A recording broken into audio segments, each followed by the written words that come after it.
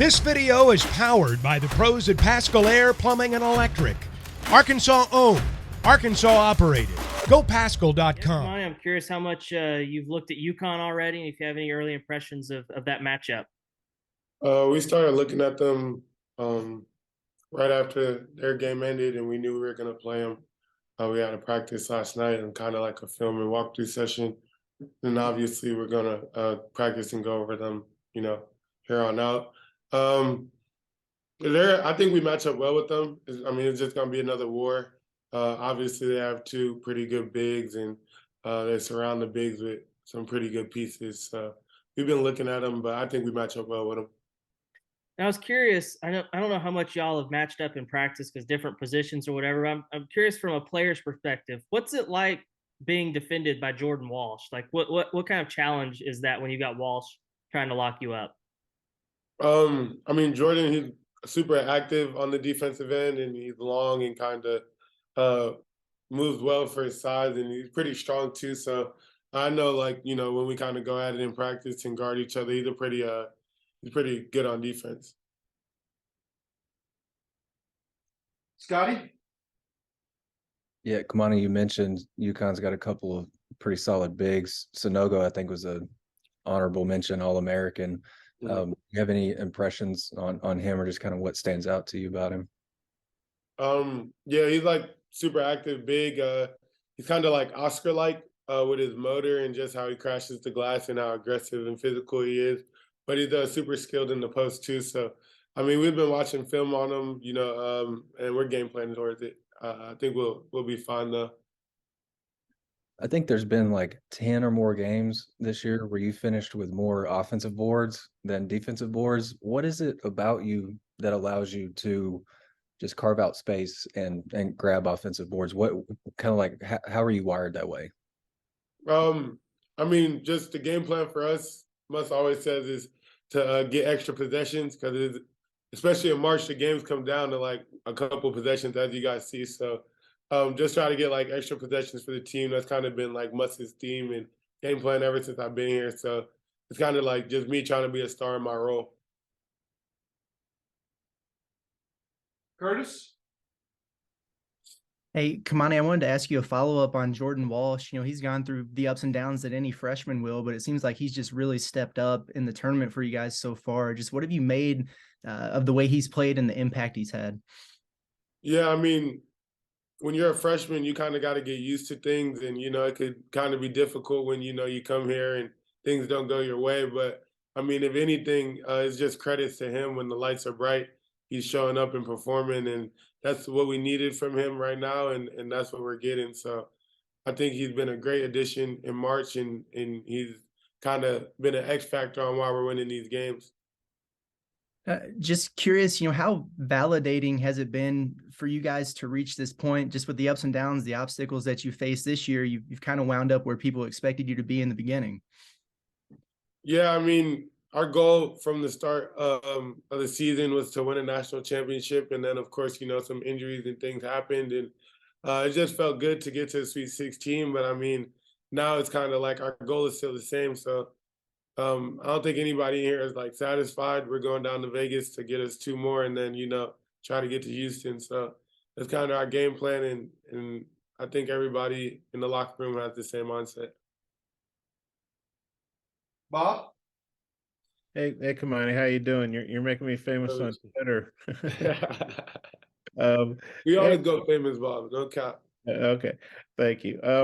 You started the SEC tournament game against Auburn, then you don't play against A&M, but I watch you on the bench. You're always enthusiastic. You're always supporting guys. Then you start the tournament games, and in 31 minutes, I think you got 15 boards, and were really key in those games.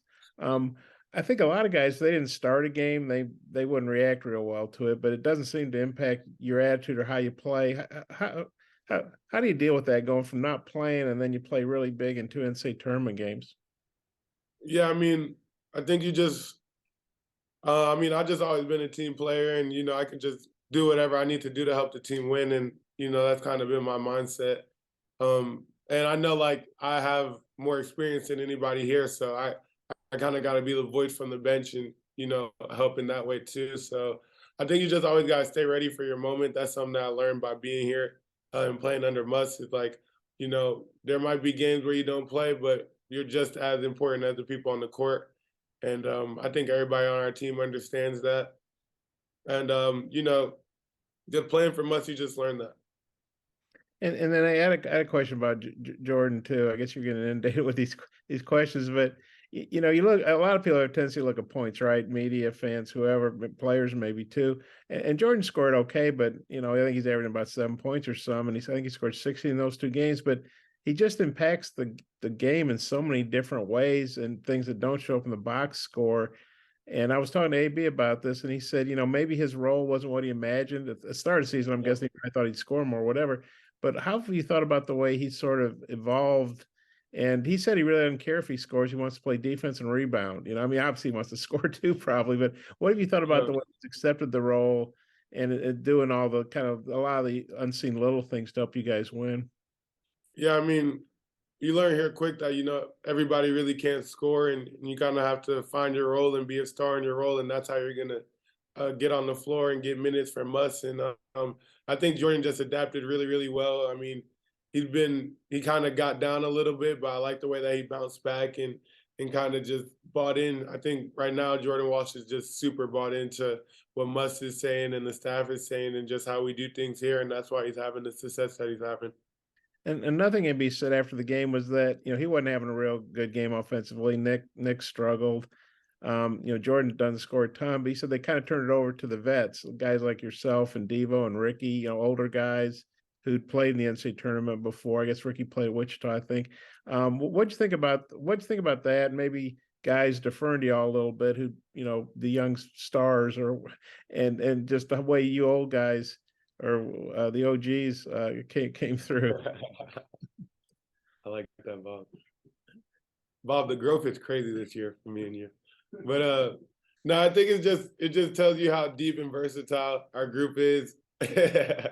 Our group is, and it's glad that the young guys trust us to handle stuff and they not force it, and as vets and OGs, we trust them right back to do their thing and rock out there, and it just shows you how deep our team is and how versatile our team is, and that's kind of one of the scariest things about us because you never know who's going to be on that night and where the attack is going to come from. So I think that just shows you how versatile and deep our team is. Yeah, thanks, Kamani. Courtney? Hey, Kamani, I just have a quick question for you. You guys are the 8 seed. It's tough to get to this point as an 8 seed. You look at the history, years past, only 5%, I believe, make it to the Elite 8 past this. It's just a tough path for any 8 seed in the tournament. What about this team makes you think you can go all the way and, solidify yourselves in history as a team that gets all the way to the championship as an 8 seed? I just think with our team, talent never been the problem.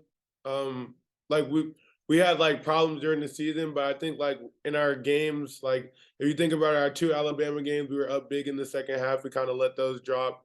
We let one at A&M drop. We battled against Creighton. When it comes to certain games, I look throughout the season, we just struggled, but I don't think we ever had the attitude like that. We were going in thinking we were going to lose these games. We kind of just let things slip away. And, during March, we're kind of figuring out those problems and switching the flip back on. We're not dropping leads. We're answering the runs and stuff like that. So we're just peaking in March, I think. And, this team is talented. Like I said earlier, our goal was to win a national championship. And, it's still our goal. We didn't really care what seed number we got. Thanks, Kamani. Of course. Jacob? Sorry, Jonathan? Hey, Kamani. Coach Muss has now taken 3 different teams to this stage in consecutive years. What is it about Coach Muss this time of year that gets the best out of you guys and out of his team that allows you guys to make these runs in March? I just think it's just the preparation. We're probably, I'm not even going to say probably, we're definitely the most prepared team going into a game. I think in March when you kind of get matched up with different conferences and different teams and different styles, that just helps a lot. And then I mean, we kind of always just tend to peak in March. It's kind of weird. I feel like I'm having like deja vu or something. So I don't really have no answer to that, but I guess it's just like Muss's philosophy or something. I don't know. Andrew, final question. Yeah, Kamani, I think Bob mentioned, Nick has struggled the last few games. I'm curious, as an older guy, as a veteran, do you try to take him aside and try to say anything encouraging? Like, how do you handle that? Are you trying to be a good, how's he doing?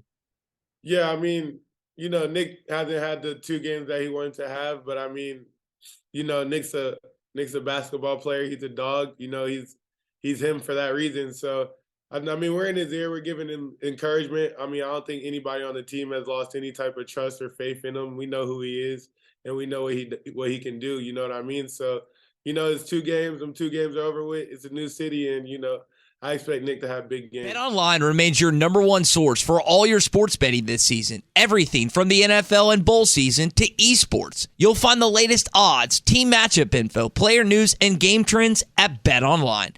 BetOnline features live betting, free contests, and live scores for almost any sport or game imaginable. We're the fastest and easiest way to bet on all your favorite leagues and events.